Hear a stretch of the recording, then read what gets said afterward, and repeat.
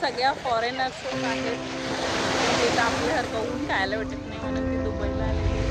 काय जागृती, सगळ्या इथं गोऱ्या कात्रीच्याच आहेत. प्रणित भाऊ, तुमची फिलिंग कशी आहे इथं? मला तर पहिल्यांदा म्हणजे माहिती नव्हतं का येईल इथे पण असं सुंदर असा बीच असेल आणि त्या बीचवर सर्व म्हणजे इंग्रजांच्याच बायका आणि पोरं दिसत आहेत. तर त्यांना बघून मनात काहीतरी होतं. सनातनी टिक्का लावून आलेले आहेत ना, त्यांनाच बघायला आलं. हे रुपेश भाऊ थांबला ना आमच्या तिकडे अभ्या मानून. नमस्कार, मी शिवानी पाटील आणि माझ्या SP3630 या यूट्यूब चॅनलमध्ये आपले स्वागत आहे. आता आपण फ्युचर ऑफ द म्युझियम पाहून दुबईतील प्रसिद्ध JBR बीच पाहण्यासाठी जाणार आहोत. यालाच जुमेरा बीच असं सुद्धा म्हणतात. हा बीच फ्युचर म्युझियमपासून थोड्याच अंतरावर आहे आणि बीचवर जाण्यासाठी आम्ही कॅबने जात आहोत. जुमेरा बीच हा पांढऱ्या वाळूचा आणि निळ्याभोर रंगाच्या पाण्याचा समुद्र आहे. त्यामुळे त्याला क्रिस्टल क्लिअर JBR बीच असं सुद्धा म्हटले जाते. JBR म्हणजे जुमेरा बीच रेसिडेन्स. आणि चला तर आता पाहूया आपण हा बीच. हा सर्वात सुंदर बीच आहे. आता आपण बीचेसवर आलेलो आहोत. इथे सायकलचे रूट आहेत आणि सर्वच जण इथे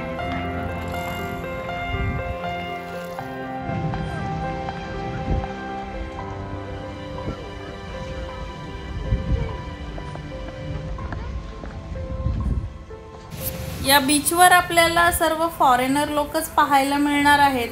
कारण इथे आपल्याला आल्यानंतर थोडं आपल्या भारतातील गोव्याला आल्यासारखं भास होतंय. आणि इथे इतकी उष्णता आहे की आम्हाला उन्हाचा चटका लागत होता. आणि हे फॉरेनर लोक इथे मस्त या वातावरणात पाण्यात पोहून बीचवर आराम करत आहेत. मस्त एन्जॉय करत आहेत ही लोक. आपले भारतीय लोक इथे कमी येतात. कृती, तुला इथे बीचवर येऊन कसं वाटलं? फिलिंग कशी होती तुझी? आपल्या समोर ही जी बिल्डिंग दिसत आहे, हा बुर्ज अल अरब हा जगप्रसिद्ध 7 स्टार हॉटेल आहे. या बीचवरून सुद्धा दिसतो. तसेच आता आपण त्या ठिकाणी जाणार आहोत. आणि तुम्हाला जर या बीचला भेट द्यायची असेल तर मी तुम्हाला संध्याकाळी 4 ते 5 नंतर या सांगेन.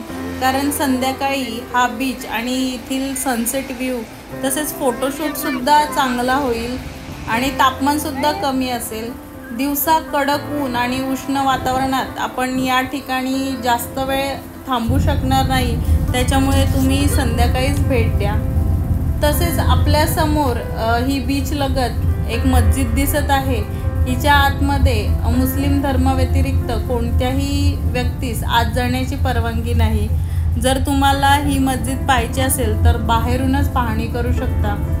चला तर आता आपण जगातील जगप्रसिद्ध असे एकमेव 7 स्टार हॉटेल पाहण्यासाठी जात आहोत.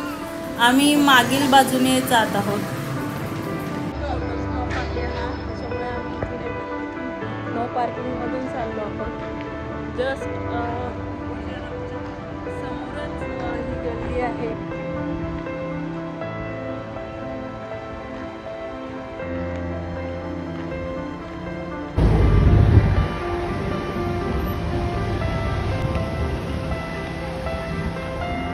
दुबई म्हणजे ट्रॅफिक जामचं सगळं. आणि आता आपण हा बुर्ज अरब आहे आपल्या मागे. आम्ही या स्पॉटमध्ये कोणते आतमध्ये नाही जाणार आहोत.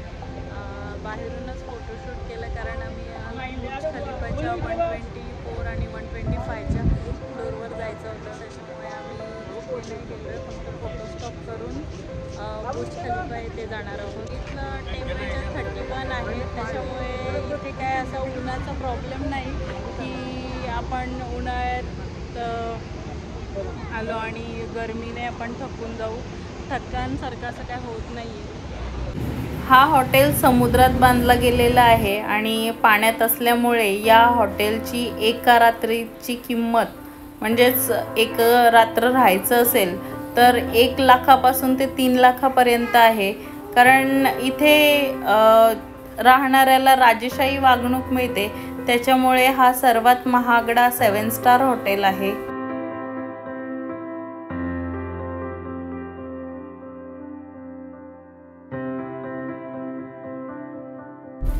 आणि आता आपण मदिना जुमेरा या हॉटेलच्या इथे सोन्याचे घोडे आहेत ते पाहण्यासाठी या ठिकाणी आलो आहोत.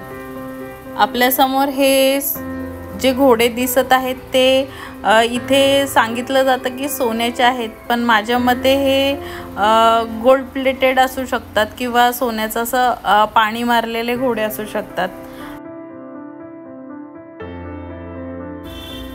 आणि इथून बाहेर पडल्यावर आपल्या बाजूला हा आजूबाजूचा परिसर दिसत आहे.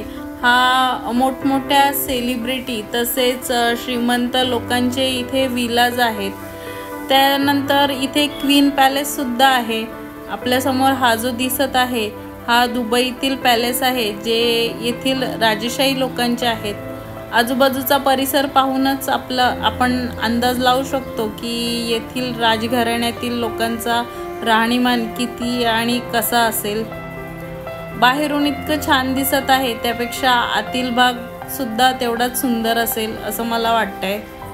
चला तर मित्रांनो, मी तुम्हाला माहिती दिलेली कशी वाटली आणि आवडल्यास लाईक, शेअर अँड सबस्क्राईब करा.